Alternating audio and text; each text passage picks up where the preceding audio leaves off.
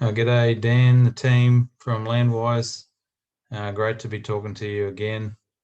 Been a while since I've come over and seen you guys, so hope everything is well, and really appreciate the opportunity to come and talk to you about what we've been up to lately and how we've really focusing on, getting ag tech to the masses, really from the boutique that a lot of ag tech is to really to the masses. As you know, the problems we're really trying to solve is really around adoptions are pretty low.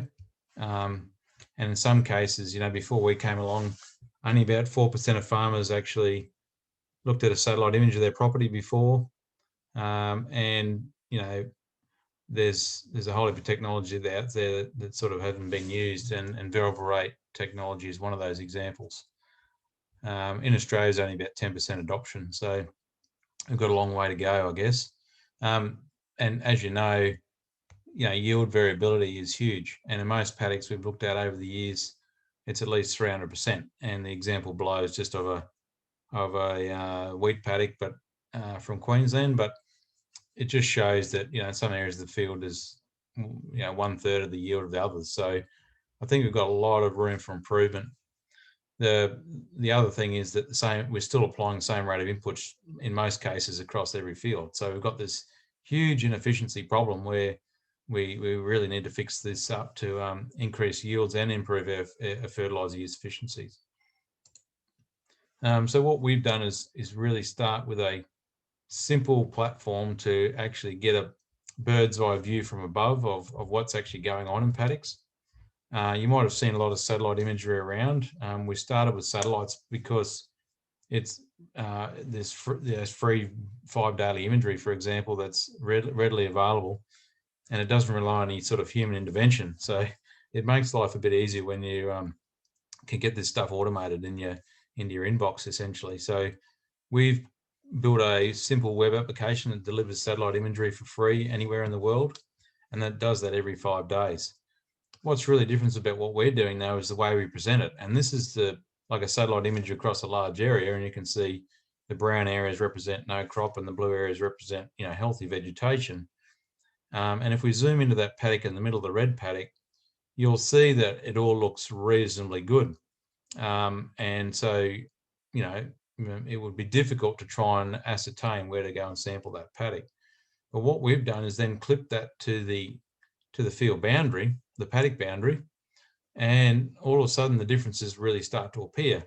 So that's the same image on the same day, but the only difference is that we've stretched the colours over that field only. So the brown areas are the worst part of that field on that particular day, and the blue areas are the best part of the field.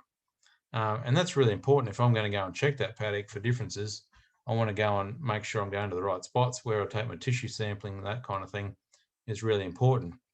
Now, this free imagery is 10 metres by 10 metres, I must say. So it's really suited to more broadacre applications rather than intensive horticulture like a lot of you guys in New Zealand will have, but it still delivers some value, I think, to keep a tabs on things as the crops progress. Sorry, jump one. The other thing that we've done then, and this is where we start charging a small fee for our services, is if you ground truth that, and it's very important that you do ground truth that, because those high growth blue areas there might be weeds. For example, you need to go and make sure that what you're seeing in the image is what you're seeing in the field, and then you can convert that very quickly, instantly, in fact, over to a zone map, which you can then apply different rates of product. So if you did recognise a nitrogen problem, then you could apply through here, just add in those application rates. And for 40 cents per hectare, you get a zone mapping file, which will feed straight into most spreaders and spray rigs, tractors in the market today. So it's a really simple and cost-effective way of getting into your variable rate application once you ground truth your satellite image. And I probably neglected to mention that this is detecting beyond our visible spectrum. So it's picking up in the infrared part of the spectrum, which is what we can't see with our eyes, but plants are very sensitive to changes in infrared. So that's why satellite imagery is a cut above what you're going to see by eye. It's really simple to get signed up and get going. All you have to do is create a login, username and password, which is free to do. You can put as many farms as you like in, and then you can start drawing paddocks. If you've already got field boundaries from another program, then you can upload those. And literally within 5 minutes, you could be getting data and zoning your paddocks and putting that into a spray rig. So we're trying to make this whole process of getting spatial data a lot more easy, a lot more intuitive and easy to actually get data through the process and into an action. And that's really important. We also sell high resolution upgrades. So for a vineyard, for example, the 10-meter product, which is the free product on the left, is nowhere near the quality of the product on the right, which is at 50 centimeter resolution, which represents 400 times more detail than the 10-meter stuff. So if you do have tree crops, viticulture, intensive horticulture, potatoes, that sort of thing, you really need to be jumping into the high resolution. And it's not because you're trying to manage meter by meter, it's just that it helps you better understand what those factors are that are driving that poor productivity, and then helps you ground truth that better and better able to determine those problems to fix them. Because there's no point, you can't fix a problem you don't know what's causing it. So it's all about ground truthing and getting better definition of data. So you're comfortable in the decisions you're making, aren't just artifacts, but a real thing. So that data is available for a range of pricing, but up to $10 a hectare for multiple captures. So there's plenty of satellites coming on the market in this high resolution space, and we're going to see a plethora of data available in the next couple of years. We've also been busily building some rapid EM soil mapping machines. We've just patented these in Australia, and you can see it's a much lighter design to carry the electromagnetic sensor across the landscape, and you drive this about every 20 meters. Your case, in intensive vineyards, horticulture, you might do it every 10 or 15 meters, but it maps the conductivity of the soil down to 1.5 meters into the soil profile. And from that, you can ground truth very easily where to take your soil samples, where to put your moisture probes. It just helps you define those areas a lot better. And the data on the bottom is just an example of a paddock we just did recently. The red areas here are much lighter country, and the blue areas are darker, heavier country. So, important to ground truth again, but a really rapid way of doing soil mapping.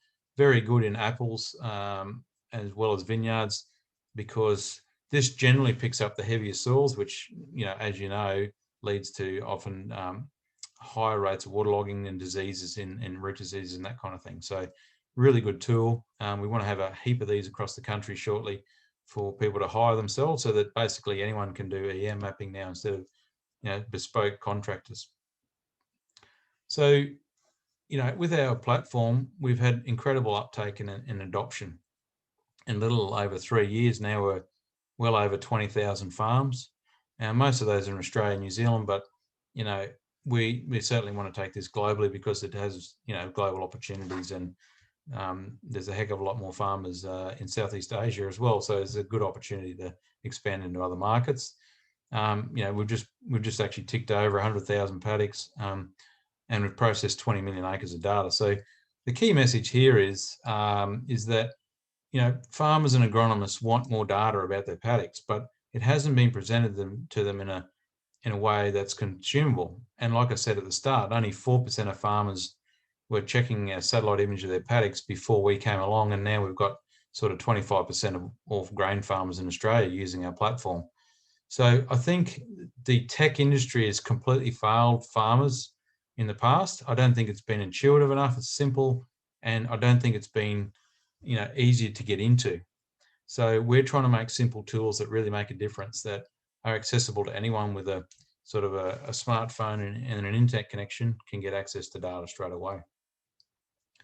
And Dan asked me to talk a little bit about what are the drivers of ag tech adoption. I think I have sort of 8 C's, if you like, about what really drives tech adoption. And this comes from 20 years of trying to get technology adopted by farmers. So I've learned a bit over that time, but I think it's really comes down to, will it save me money or make me money? Can I can I get a buck from this? Is there a clear path to actually making money off this, or is it all pretty maps? And it has to make your life easier. A lot of the early guys that did auto steering in Australia didn't really do it for many other reasons, but to make their life easier and get straight lines. And that's a valid thing. So let's not, let's not focus on those kinds of things that actually drives adoption. We see obviously compliance. If anything makes paperwork easy, people will do it. So we're going to see more and more compliance, particularly around sustainability, and this will drive into tech adoption, I believe, in agriculture. We have to make it simple and intuitive, because everything on the market at the moment is way too complicated, and we've failed to actually do that properly as an industry.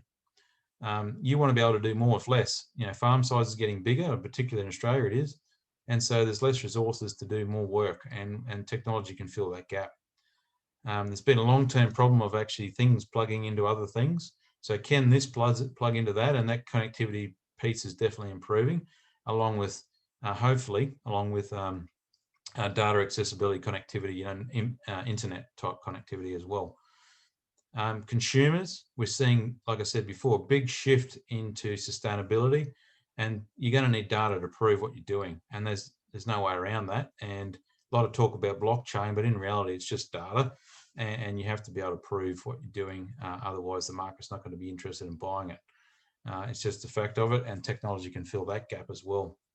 And I feel that we've got to have champions in the industry, people that are first movers to actually take technology on and test it and try it. And I see once we do that, then we get a big flood of uptake. So yeah, well, thanks very much. I look forward to any questions. Yeah, and thanks again for inviting me to talk to you today.